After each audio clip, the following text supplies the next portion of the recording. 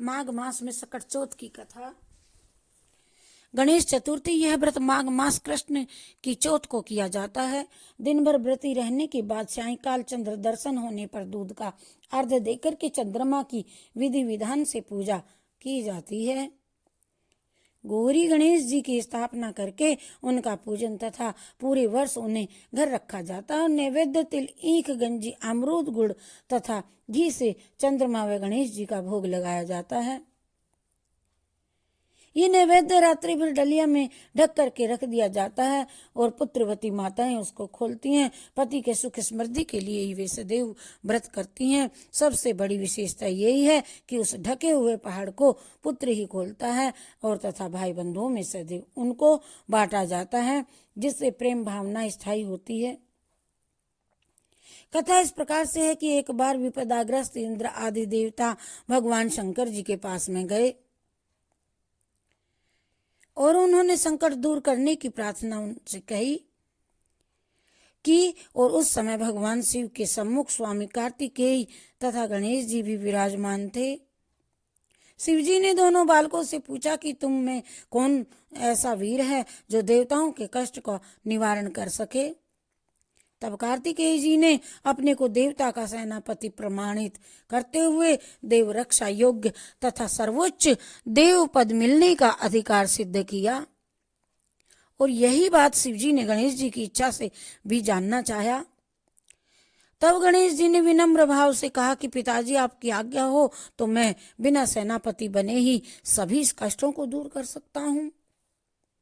बड़ा देवता बनाए मुझे या ना बनाए आप, इसकी मुझे कोई लालसा नहीं। ये सुन करके हंसते हुए शिव जी ने दोनों लड़कों को, बेटों को पृथ्वी की परिक्रमा करने को कहा तथा यह शर्त भी रखी कि जो सबसे पहले पूरी पृथ्वी की परिक्रमा करके आ जाएगा वही वीर तथा सर्वश्रेष्ठ देवता घोषित किया जाएगा।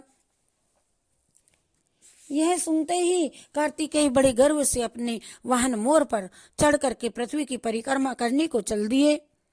गणेश जी ने अपने वाहन चूहे के बल पर पूरी पृथ्वी का चक्कर लगाना अत्यंत कठिन तो था ही, इसीलिए उन्होंने यह युक्ति सोची कि वे 7 बार अपने माता व पिता की परिक्रमा करके बैठ गए। रास्ते में कार्तिकेय जी को पूरे पृथ्वी मंडल में उनके आगे चूहे का पद चिन्ह दिखाई दिया। रास्ते में कार्तिकेय जी को पूरी पृथ्वी पर के मंडल में उनके आगे चूहे के पद का निशान दिखाई दिया। परिक्रमा करके लौटने पर निर्णय की बारी जब आई, कार्तिकेय जी गणेश जी पर कीचड़ उछालने लगे, कहने लगे तथा अपने को पूरे भूमंडल का एकमात्र पर्यटक बताया उन्होंने। और इस पर गणेश जी ने शिव जी से कहा कि हे माता पिता जी, मैं ही समस्त तीर्थ निहित हूँ, इसीलिए मैंने आपकी 7 परिक्रमाएं की हैं।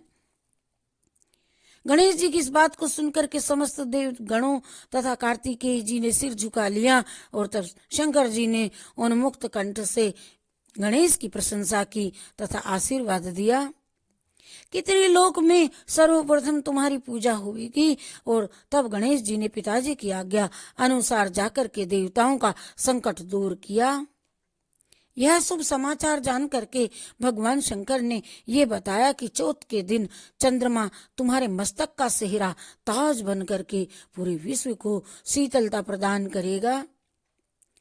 जो भी स्त्री पुरुष व तिथि इस तिथि पर तुम्हारा पूजन तथा अर्ध चंद्र अर्ध दान देगा, उसका त्रिविध ताप दैहिक दैविक भौतिक दूर हो जाएगा और ऐश्वर्य पुत्र सौभाग्य को प्राप्त करेगा। यह सुनकर के देवगण हर्षातिरेक में प्रणाम करके वहां से अंतर्धान हो गए। जय श्री कृष्णा, जय राधे राधे, जय गणेशाय नमः, जय गणेशाय नमः, जय गणेशाय नमः।